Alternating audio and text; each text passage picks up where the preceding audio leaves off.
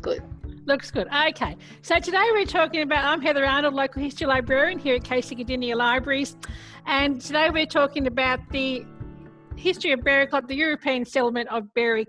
So this is a great little photo here. It's the town hall, not town hall, of course, the courthouse and the post office on the right, looking down Gloucester Avenue towards High Street. It's taken in the 1940s. It's a great little photo.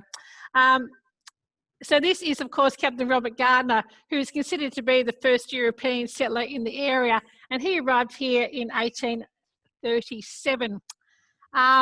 He took up a pastoral lease in south of Berwick, where Edrington is, Edrington, the historic home is now. And by 1853, he's listed in the parish plan. Now, I use this sketch here for when I do talks to school kids. Now, I'm not insulting you, but like it's just easy to describe. I've coloured in the land that Captain Robert Gardner owns, which is 1,240 hectares, or as I like to describe to them, 19,000 house blocks, because, you know, they have no idea what a hectare is. Not that I have much better with it. Not that I have much idea what a hectare is either, but it's 19,000 house blocks. So this is the original, down here was the original, his original settlement near the Gardenia Creek down here. That's Berwick Township here.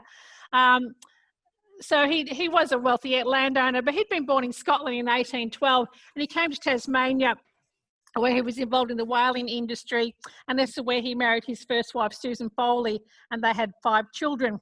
And in 1854, Captain Gardner leased Belinda Vale, which is in the Sunbury Romsey area, and he leased this from William John Turner Clark, who owned much land, of course, in Berwick as well. You can see that's his land here. So William Clark owned the where the old cheese factory is now located as well. So Captain Gardner and William Clark had quite a connection all throughout their life. But the exciting thing in my mind about Gardner's activity at Sunbury was that he actually hosted the Burke and Wills expedition. So I love connections. I love connections in history, and this just blew me away when I found this. He was at Belinda Vale. The Burke and Wills expedition had left Royal Park on the 20th of August, and their entourage consisted of 18 people, 24 camels, 23 horses, and 7 wagons. And it was anticipated that they will cover something like 20 miles per day. And their third camp was at Belinda Vale. And according to the diary of Ludwig Becker, the naturalist on the expedition, Gardner provided hospitality for the party and fodder for the animals without charge. So I thought that was a great little connection. And then later on, after he'd left Berwick, he took up, after he left Belinda Vale, he took up land at Mount Shank in station near Mount Gambier. And he also leased this from William Clark as well. So William Gardner played quite a large role in the civic life of Mount Gambier, and he donated an organ to the Presbyterian Church and a fountain to the community, which is in the gardens near the lake.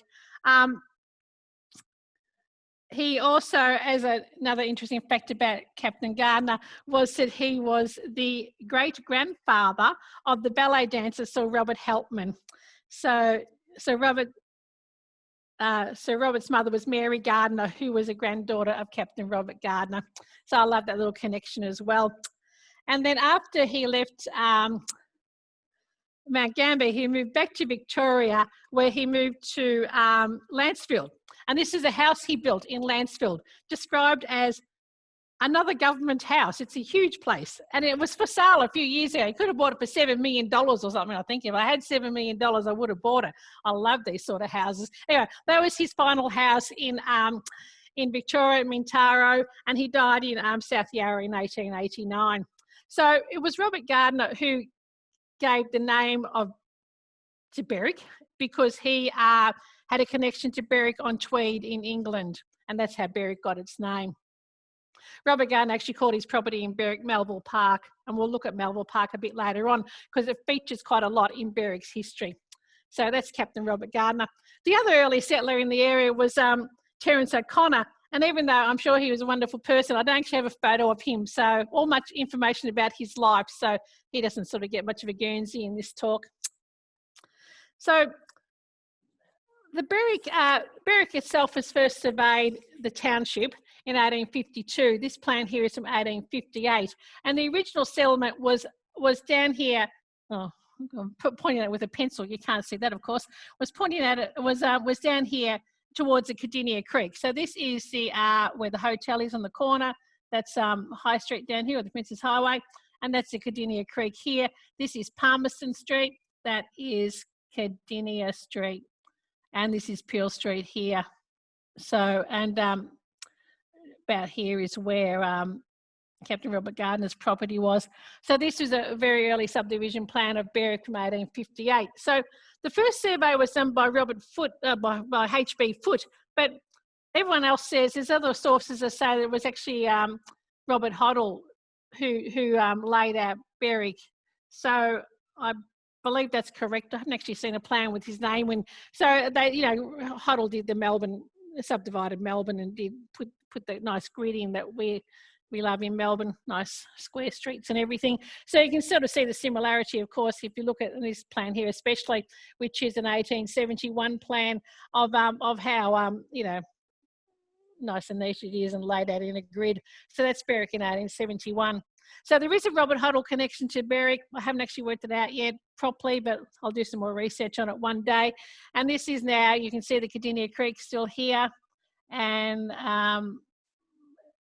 this is Berwick's, and the hotel and the main shopping street is just here. So, and of course, as you can see, there wasn't much on the south side of High Street. It was all to the north. And one of the earliest businesses or earliest connections to Berwick was the Berwick Inn or the Berwick Hotel. So this is a photograph, the earliest photo we have of Berwick 1858. Like, it's just an amazing photo when you consider that is there, like the Princess Highway, High Street, and this one here is Lyle Street. This is a hotel here. Oh, that's the post office there. And that's the original post office. Oh, okay. So the Border Hotel, or the Berwick Inn Border Hotel, was built in 1857 by Robert Bain. It was called the Border Hotel, and some say it was because Robert Bain had come from Berwick-on-Tweed, but actually he didn't come from Berwick-on-Tweed, which is a border town in England. It actually came from Falkirk in Scotland. So the other suggestion why it was called the Border Hotel was that it was on the eastern border of the Port Phillip district, and Bacchus Marsh was on the western border. And interestingly enough, there is a border hotel in Bacchus Marsh and a border hotel in Berwick. So maybe that theory is correct. So that was a hotel that he built. It was, you'll see, this is a later photo, 1877, and by then there'd been an extension. So it started off, the original section was this section here on the corner, which was 1857, and then there was two other additions, like the two-story additions in 1877 and 1887. I love this photo. This is such a great photo. This is, as you can see, 1877. That's St Andrew's Church at the top of the hill there. No, actually, I got the date wrong. It's 1887. Sorry, I've got that labelled wrong. It's 1887. That's the St Andrew's Church, top of the hill. That's the courthouse and post office, which opened in 1885. So ignore the date. It's 1887. It's still a classic photo. And as you can see, there was only a road up the hill and not down the hill. So, and there's another photo here. This is a bit later, of the hotel in the 1920s. So, but people, I put photographs up on Casey Cardinia Heritage, and then whenever I put a photograph up, and I put one up today of High Street Berwick, and especially the hotel, I get so many likes because people everyone knows it. It's like Kelly's Hotel in Cranbourne. Like, it's a hotel that everyone knows and everyone's had some connection to somehow, and it's just such a popular image. And this is a great one here, and this is Lover Ridges here. I just see here in the background there. So this is the Bain family here. So Robert Bain had married, he came to Australia in 1854 when he was 1855 when he was 24, and in 1859, 2 years after he established the hotel, he married Susan Stewart. And then Susan then spent the next 20 years producing 11 children, all of which 3 predeceased her. So look, it's quite sad when your children predecease you. So 2 died under the age of 2, and then she had 2 sons that died in a heat wave. I think it was in 1901 or sometime. Look, it was quite a tragic family life. Do you think you'd start off with 11 children and outlive most of them? And then when Robert died in 1887, Susan took over the running of the hotel when her youngest child was only 8, and then she ran the hotel till she died in 1908. She was a remarkable woman because Robert Bain gets all the credit for being, you know, he was on the roads board, he was on the school board, he was, you know, he was quite a public person, but in the background, running the family, running the hotel was his wife Susan, you know, and I think she deserves a lot more credit than what she gets. So her obituary when she died described her as highly respected, and that her many good deeds will be long remembered by the residents of Berwick. So that's the Bain family and their pet bird and their pet cat. It's a great photo. And I can't actually work out which is Mrs. Bain. One of these 2 girls, so both look the same age to me, but anyway, one of those girls. So that's the Bain family and the Berwick Hotel. So the Berwick Hotel is sort of synonymous with Berwick, but the other business that's synonymous with Berwick is, of course, Wilson's Quarry. So Wilson Quarry was established in 1859, and it was on land owned by the Wilson brothers, William, who was born 1830, and his brother James, who was born 1833. And they had purchased in 1854 630 acres of land, which was on the Princes Highway between Lyle Street and Hessel Road, if you get what I mean, that sort of location. And their sister Anne, who was born 1827, she also moved to Berwick with them, and she kept house for them. So eventually when the brothers married, they split the land, and William got the land facing Princes Highway, and James got the land facing Harkaway Road. And so the actual quarry opened in 1859 when William Wilson gave contractors the right to remove stone, and it really expanded from 1874 because it was in the 1870s that the railway line was being built from Melbourne to Sale to Gippsland, and so they quarried the basalt. It was a basalt mine. They quarried the basalt from the quarry and used it as ballast for the railway tracks. And once the line was completed, William's son William Jr. I'll show you a photo of him in a minute. There's another photo of the quarry.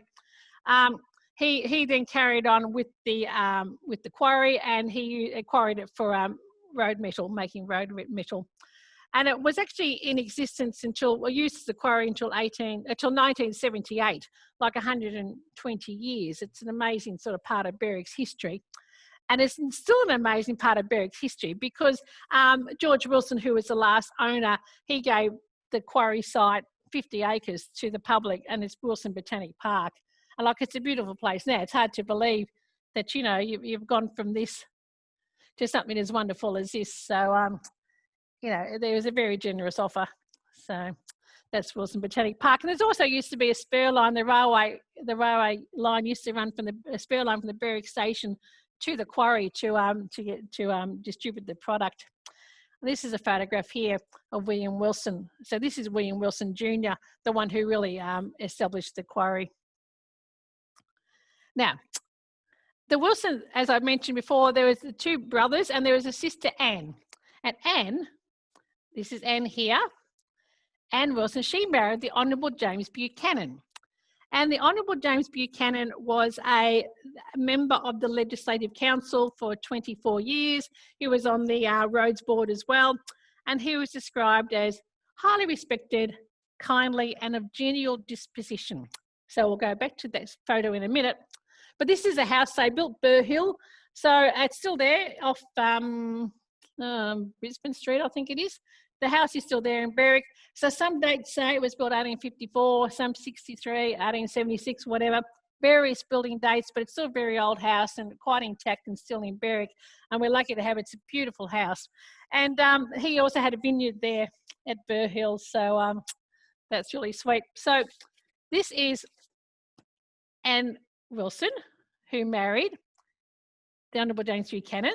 They had their daughter Annie Buchanan, who married her first cousin, William Wilson. Now, I know that, you know, you don't marry first, it's still legal to marry first cousins, but, you know, it's a bit different. The people don't really do that these days. But anyway, Anne Buchanan married her first cousin, William Wilson. That's William, that's her husband. And this is a photograph of them and their two daughters, who are Nancy and Effie. It's a great little photo. I love the photo, actually. I just think it's such a really lovely family photo. So that's the Honourable James. Buchanan Street, Buchanan Road in Berwick is, of course, named after Buchanan. James Buchanan, there must be a Wilson Street somewhere. There's a Wilson everything. So they're the early settlers in Berwick. Yeah. Now, I'm just going to take you through a few photos of various businesses and other shops in Berwick. This is Paternoster's store. Opened in 1862 had a shop in Berwick, and then he opened another store at Beaconsfield and Pakenham. And his son also had a eucalyptus distillery on the Cardinia Creek and produced gumleaf brand eucalyptus. So the store here is on the corner of High Street and Wheeler Road, and was in Berwick for a number of years. I can't actually remember when it closed, but later on Penny actually might know that answer to that. And apparently it's a cafe now, but apparently some of the original building is still there. The coach builders, they were also up the top of the hill in Berwick, on just up north of Wheeler Road. So it's Grant's Coach Builders. The great photo. And my favourite photos, there's other business photos. Actually, I was going to show you this book. Before we finish, I'll show you the book I'll get these photos from, which is called Berwick Nostalgia. It's a wonderful book published by the Berwick Pakenham Historical Society. And this one here, Richardson's Butchers. I love, in the olden days, you often see occupational photos. So you see a shop, and then also all the workers who work there. You see a factory and all the people, the workers who work there. I just think it's such a great snapshot of how people live their life, and and how small family-run businesses, and how proud they were that they actually took a photo. So this is, I presume, the whole Richardson family, and the little girl and her doll, and the little boy and his dog, another boy and his pony, the delivery men. Yeah, it's such a great photo. But the best photo, and I show this to when I do talks to schools because I love this photo, and I always get a reaction from the kids. This is their boiling down works, Richardson's boiling down works in Clyde Road. It was on the corner of Mansfield Street, or where Mansfield Street is now. And it's just such, you can just imagine these days having a boiling down works in the middle of a residential area. So these are the carcasses here, and that's a bit, if you can see, oops, Daisy, if you can see that's the horns of a bullock.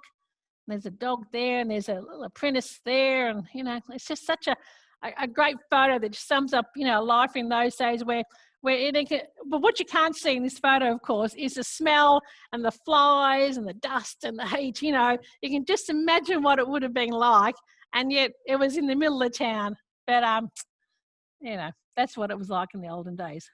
So when I do my talks to my school kids, I say to them, the olden days is really smelly, because kids these days they have a bath every day. Even when I was young, we didn't have a bath every day. I don't know, thinking about it now, but anyway, you didn't have a bath every day, and there's a lot more smells around than what it is. We expect everything to be so clean and odor free these days, but when you consider that you would have had a building like that in the middle of town, that probably Berwick in the olden days, it wasn't particularly odor free or fly free, but never mind, it was part of the community.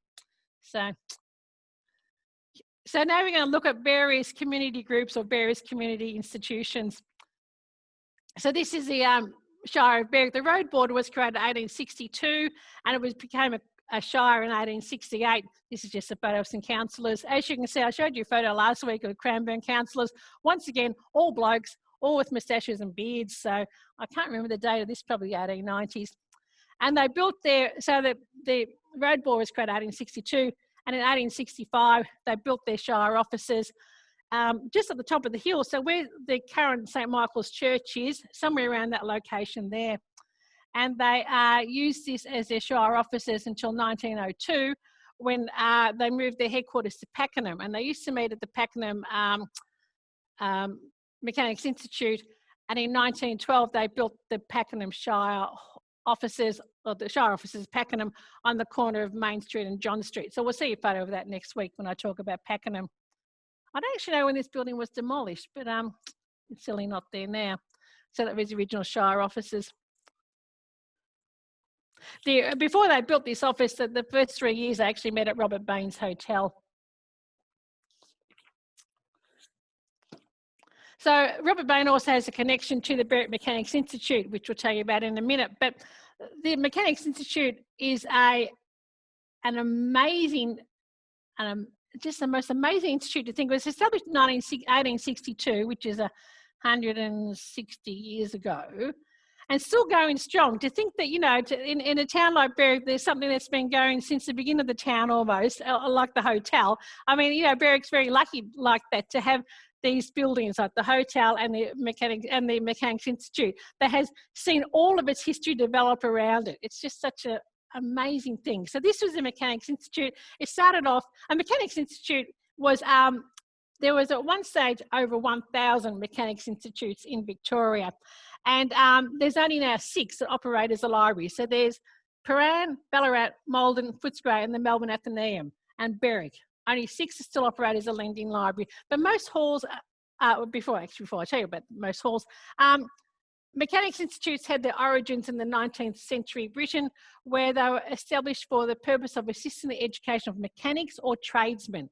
And so when the Mechanics Institute opened, there was a lending library, plus there was also had a place where you could undertake lectures and things like that. So it sort of improved a lot of the working man. So there's lots of debating societies and lectures about various things. And it was really like a bit of a TAFE college now, because there wasn't TAFE colleges in those days, and just a way to educate, you know, the masses, I suppose.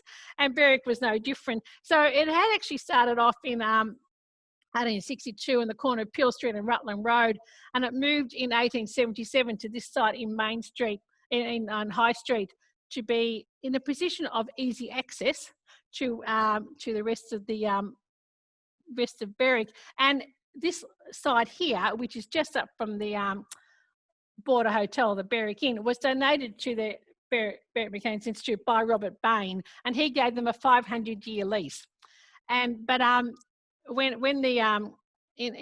in 1979, Lady Casey, who we'll talk about later, she actually donated $50,000 to the Berwick Mechanics Institute, which is a very generous donation, to expand it. And then the council bought another side, and then they actually took over the lease. But there is a copy of the original 500-year lease in the Berwick Mechanics Institute.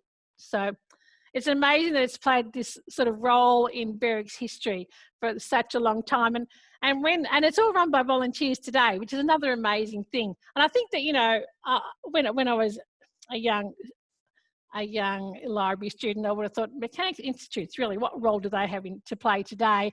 But I would man the barricades to say the Berwick Mechanics Institute today. I just think they've played such a large role in the life of a community. And most little towns, as I said, there was over 1,000 in Victoria, and most little towns had a Mechanics Institute. Like even the Coralline Hall, for instance, was called a Coralline Hall Mechanics Institute. You know, most public halls often start off as Mechanics Institute, and many of them would have had a small lending library. So, you know, it's a whole interesting thing all of itself.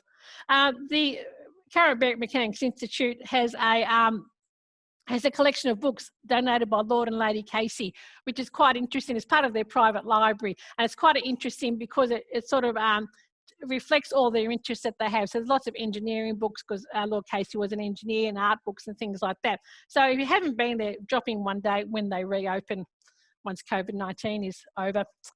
And I'm running out of time here. I've only got to 1860, and we're only and we've got half an hour to go. So as I said last week, the earliest buildings in most towns were hotels. We looked at the hotel, and of course churches. So this was the Anglican church, built in 1876. The building's still there, but it's no longer used as a church because they built a new church. The first Catholic church was 1878. It was a wooden church, but it was replaced by this one you may be more familiar with in 1937, and this is still there. It's part of the school now, and a new church was built in 1984, so this one's no longer used. And of course, Presbyterian Church, which is now the Uniting Church, that was built 1879. I say 1879, but someone says it was 1885 or 1888, whatever, but 1870s, 1880s. It's now got another front on it, but that's still there at the top of the hill there. It's a lovely looking building. So, but my favourite church would be the Church of Christ, built 1886. And this was there's a story behind this. So in the early days of Berwick, which is a book which I'll show you at the end of this, I'll hold it up now, not that you can see it, I'll show it to you later. Early days of Berwick, which is a history of Berwick, published first in 1948, has a story about how the Church of Christ was established. So in 1869, an evangelist, Mr. Hamill, was visiting and conducting services at Pakenham, to which he walked to and fro from Paran. So good on him. On one occasion, passing through Berwick, his boot was giving him trouble, so he called in at the Berwick bootmaker, Reinhold Metzithen, not pronounced right, sorry, to have the trouble rectified. As a few people were gathered together that evening, Mr. Hamill preached the gospel to the little gathering. He returned to Berwick and conducted further scripture teachings. By December 1869, there was 24 adherents, and early meetings were conducted in local houses in the small wooden chapel which had been built in Peel Street. The church was then located in 1886 at this High Street address, and the building was built for £800. And in 1916, a Sunday school was built behind this building, and it was built as a one-day working bee. So that's an amazing achievement. The church moved to Lyle Road in 1972, and that's where Tobin Brothers funeral directors are now located, and then they're now in Centre Road. So it's interesting, building it now as a community, used as a community centre.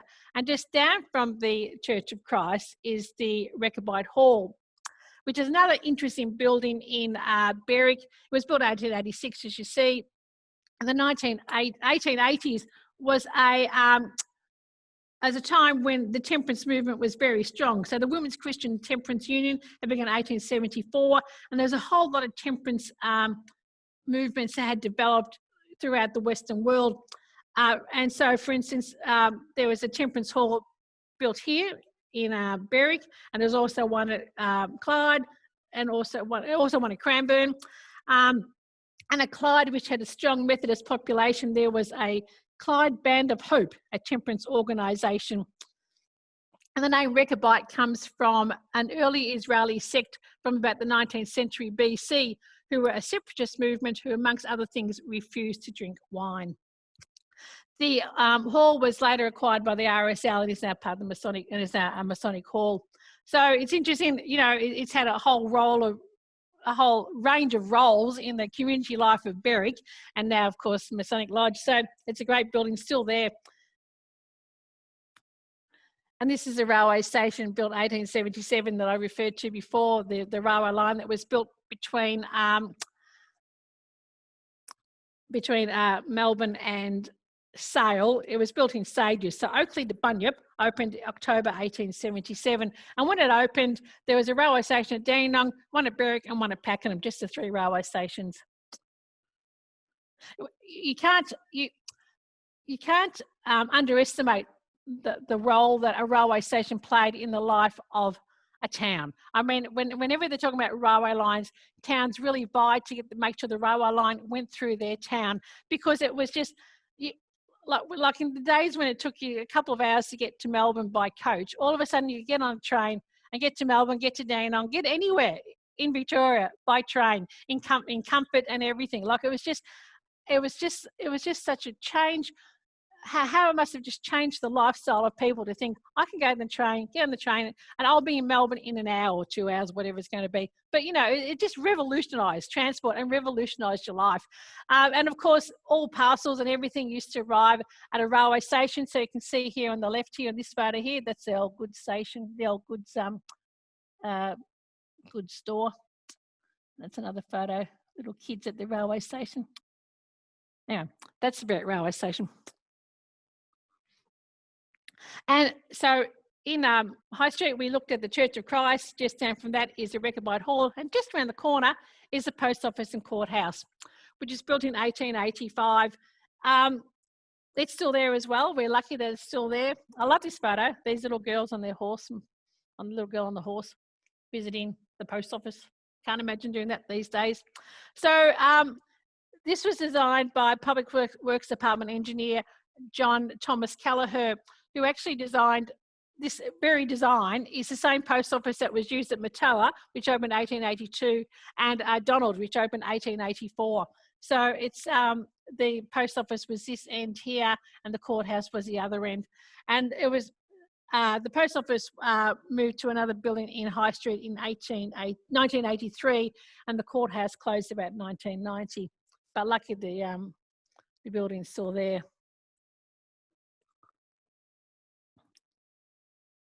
Oh, this is a Red Cross. Another photo which I absolutely adore. I just think it's such a great photo. So this is the Red Cross, was established in 1914. Of course, you know, the start of the World War One. And what I love about this photo is all the furs. I mean, it just tells you how things have changed with what people wear, and it's just, you know, every single endangered species is in this photo, I believe. But it's just such a great photo. So we've got here the ladies here are.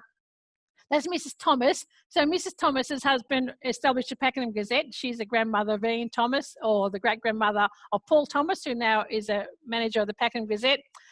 This lady here is Mrs. Beaumont. So her husband, she was obviously connected to the Beaumonts that we saw before. No, it was Buchanan. The Beaumonts are connected to the Wilsons somehow. We won't go into the family trees there.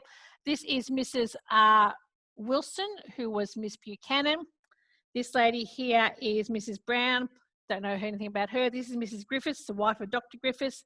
This is Mrs. Pearson of Kippen Ross, which is now part of St. Margaret's. And this is Mrs. Scott Sharp. So these are the original members of the Berwick Red Cross unit, which is still going now, which is another remarkable testament to the community strength of Berwick. I think that another organisation that began over 100 years ago is still going strong.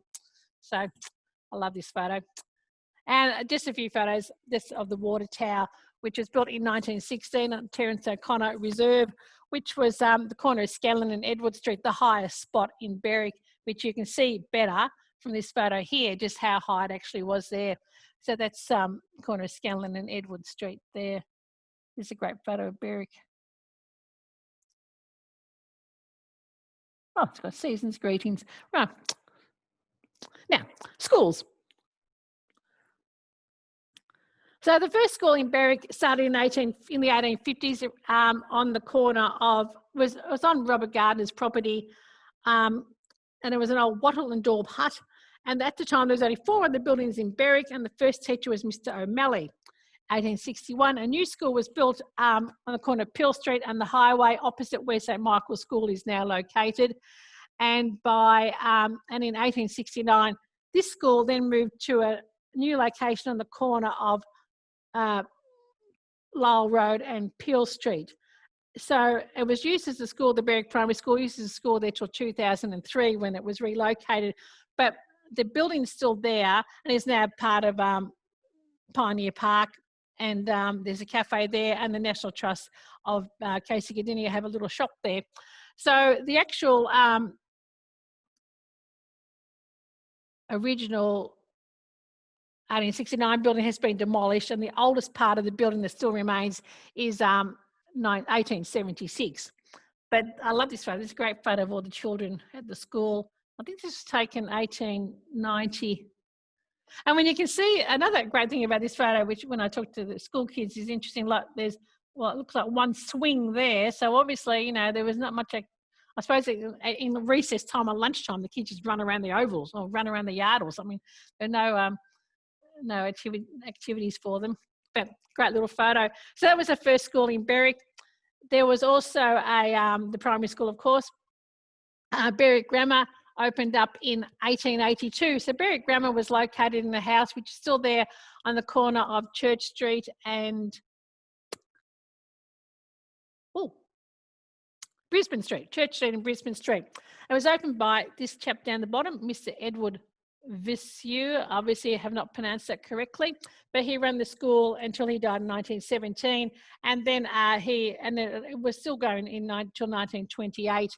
So that was the Berwick Grammar. There's currently a Berwick Grammar School now, which is connected to St. Margaret's, so not this same school, but this was an early school. There's a history of this school, and one of the interesting things about this school is that in Church Street there's a little war memorial, an avenue of honour to honour the 9 students of the school who died in World War I. It's just a lovely little avenue. So if you ever go, if you're within your 5Ks and you can walk up there, afterwards, it's well worth going to Church Street to look at the avenue of honour, and there's a little plaque. So And this is, of course, Presbyterian Girls' School, which started in 1921. So there's the Presbyterian Girls' School, established in 1921, and in 1926, St Margaret's School was established in Berwick, in Toorak, I mean, and then in 1930, the St Margaret's from Toorak moved to the site of the Berwick Presbyterian Girls' School. So it's been really, there's been a girls' school there. Oh, that's nearly 100 years next year. That's amazing. And another photo. It's a lovely, it's well worth having a look at the school. It's beautiful. They've got 4 historic buildings on the place, a Federation bungalow, Campbell House from 1930, another Gloucester House from 1918, and also a charming little cottage in neo-Gothic style, dating from 1878. So it has a collection of 4 historic buildings on the site. So it's a lovely area to look at, and just have a look at the old buildings there, which have all been preserved. And St Michael's School, the first Catholic school in the area, opened in 1962, which is coming up for 60 years in 2 years' time. And finally got a high school in Berwick in 1977. Otherwise, kids from Berwick had to go to, I believe, Pakenham, or probably Hallam would have been the closest one. So, and then of course, since the 1980s, 1990s, there's probably been another 15 schools established in Berwick. There's a whole list of them. You know, there's Brentwood Park, and then there's Francis Xavier College was established as well. So there's a whole range of schools as the population increased, but they're the main schools. And we're going to look at some photographs of High Street Berwick. We're lucky here. There's a lot of photographs of High Street Berwick and a lot of postcards of it as well. So it's quite a picturesque area. So this is the earliest shot we have of High Street Berwick.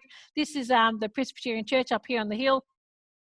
And this one here is the Baines Hotel down here. That's Lyle Road here and High Street there. It's a woodcut, as you can see. 1906, that's the hotel here on the left, before the War Memorial was built, obviously. And this is looking down the hill. This is a great photo here. This is, that's the hotel here at the bottom here. And this building up here is Liskey Bray, which was built by William Wilson, who we saw before, William Wilson, who'd married Annie Buchanan. And it was built by him in 1902. It's now called Kilkerran, and it's still, the house is still there, still lived in, which is really lovely. The land was recently subdivided, but the house is definitely still there.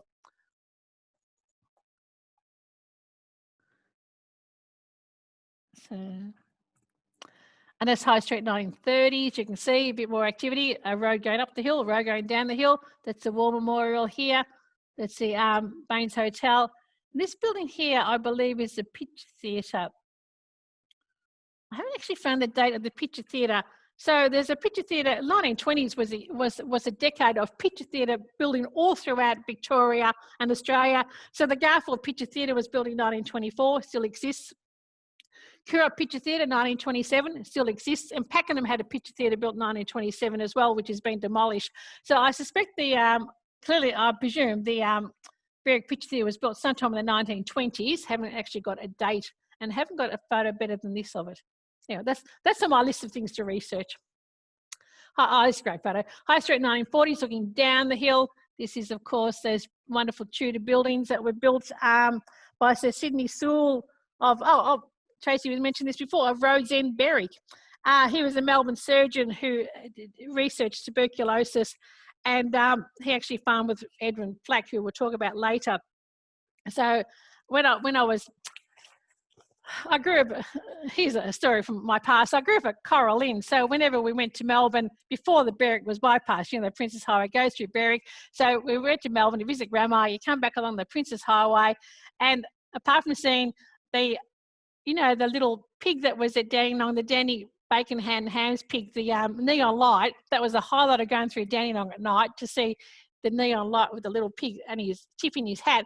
Then you get to Berwick and you see the Tudor building. And I was just fascinated by these Tudor buildings when I was a child, and still am a bit. I know they're fake Tudor, but, you know, I'm thinking, oh my goodness, they just fascinated me as a child. So, you know, I just sort of remember them fondly from my childhood.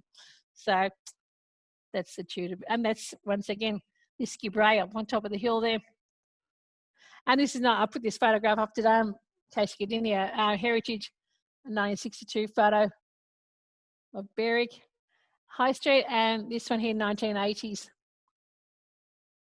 looking down the hill. Yeah. So it's changed a bit. You know, there's a lot of the historic buildings gone, which is a shame, but it still has a bit of a nice community. It still has a nice sort of community shopping feel, High Street Berwick. So farms. Now, you know, if you grew up in the area, you'll know that Berwick was, until maybe the 1970s, 1980s, quite a farming area. So these are just a few photos of farms. This is a farm from Greaves Road. It was, doesn't matter whose farm it was, but this is another great photo. I love this photo. And this one here, actually, this is the one I love the best, the haystacks. We've got a photo in the Keurup Historical Society. We have a photograph at the Historical Society of 7 haystacks that they've built at Tooradin. And I think there's a bit of competition between farmers, but when you consider, like, they're like a work of art, really. They're just an amazing thing, these haystacks. And as I said, a bit of competition between local farmers to get the biggest and the best and the most. So this is haystacks in Greaves Road. Hard to believe now when you know what Greaves Road is like. And this is Wilson's Farm, which is now Timbara Estate, 1964.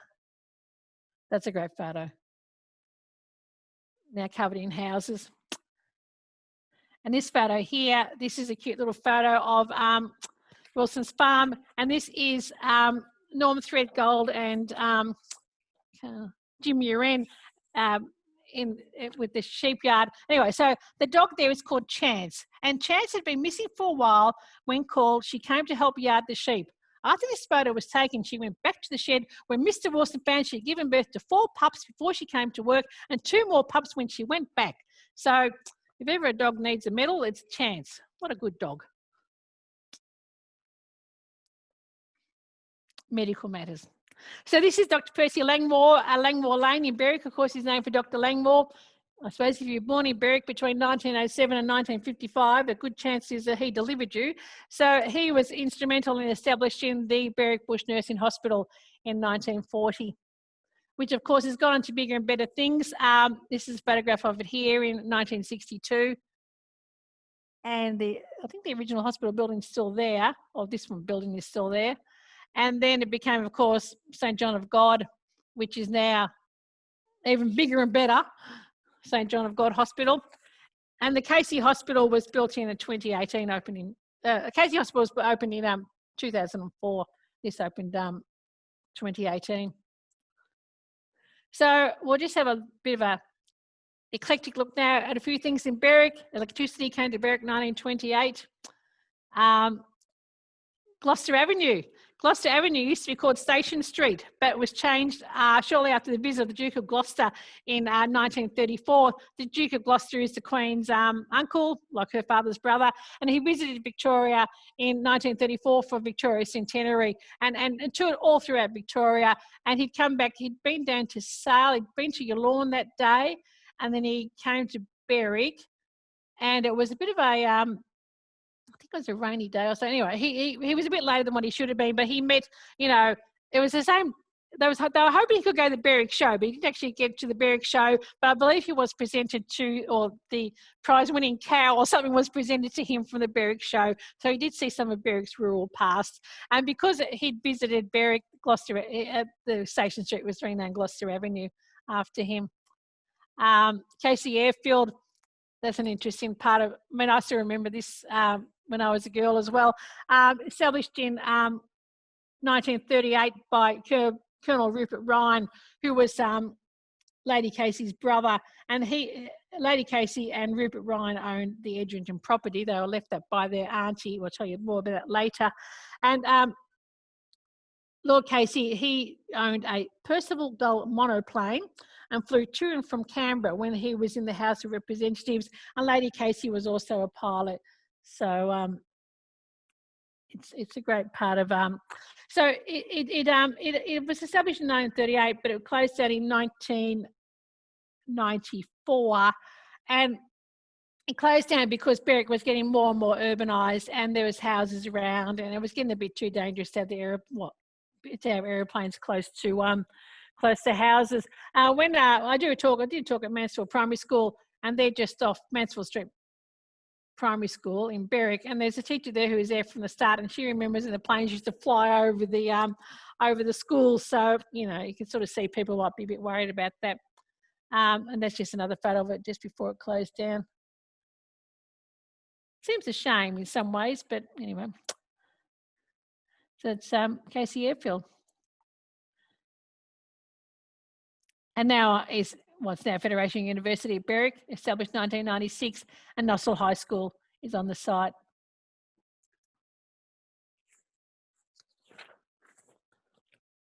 Right.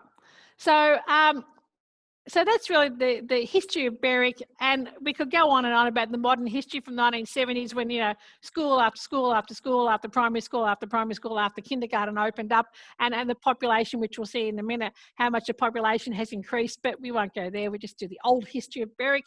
But Lord and Lady Casey would be two of the most famous residents of Berwick.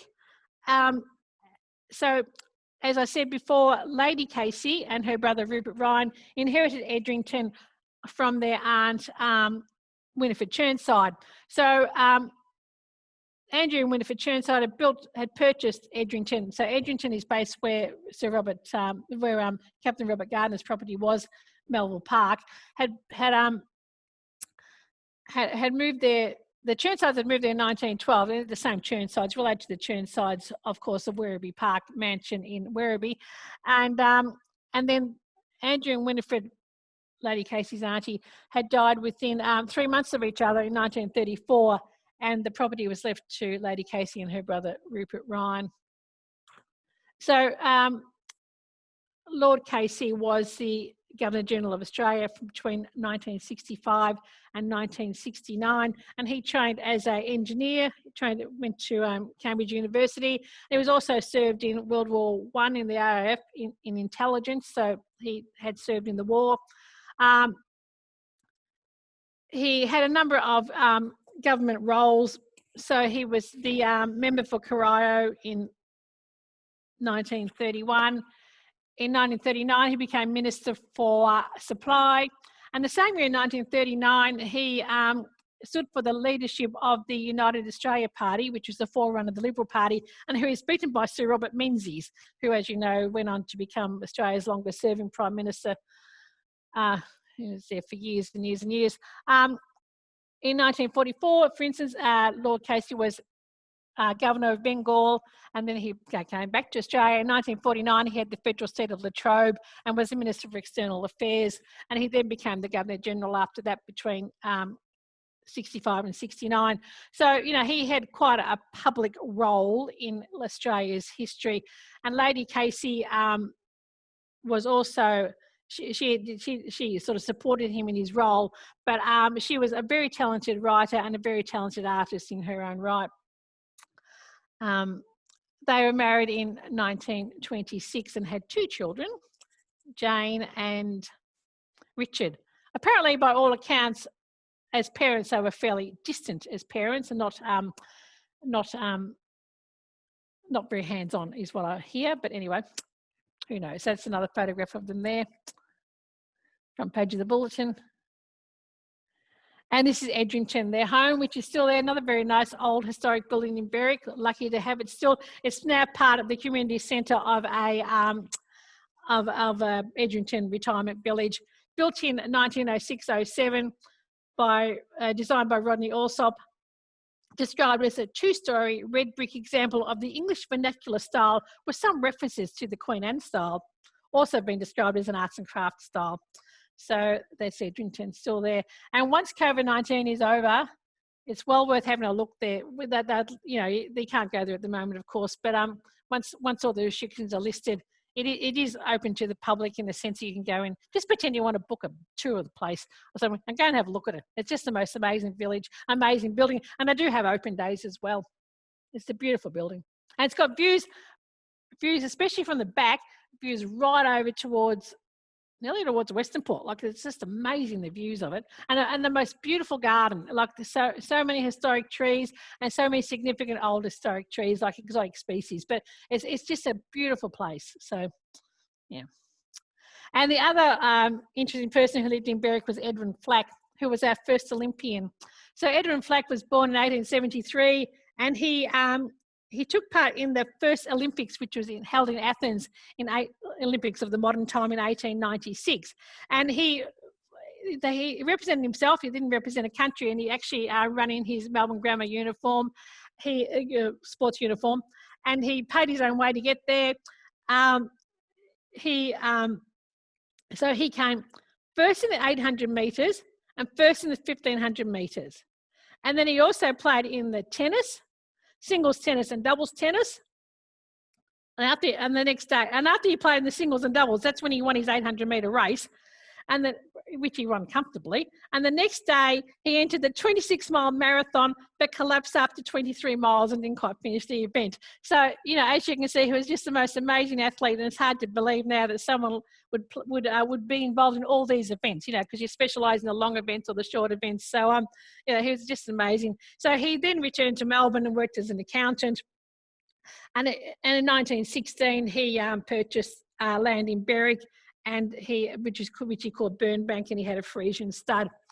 He died in 1935 and he's buried at the Berwick Cemetery. He left a lot of money to charity. He was quite a charitable person. He left a trust, which is still now distributing money. So, he's an amazing man. There's a statue of Edwin Flack in High Street, in the centre of High Street, and there's also a statue of Lord Casey in High Street as well. And just a quick population. You can see this. So basically, as you can see, how the population's grown, especially between 71 and 91. And then now it's something like 60,000 people, even more now. It's just interesting. And we'll finish off with some aerials. I love aerial photos. So this is 1963, Berwick. This one here shows, my mouse isn't working. Railway stations down here, and that's St Margaret's there. That's High Street. The next one here is the railway station here again. That's High Street here where the shops are. That's and then looking down here, that's Edrington here. We just talked about St Margaret's here. The airfield here. It's the Berwick Showgrounds there. And later photo, 1994. So this is Fiddler's Green Retirement Village, Edrington here, and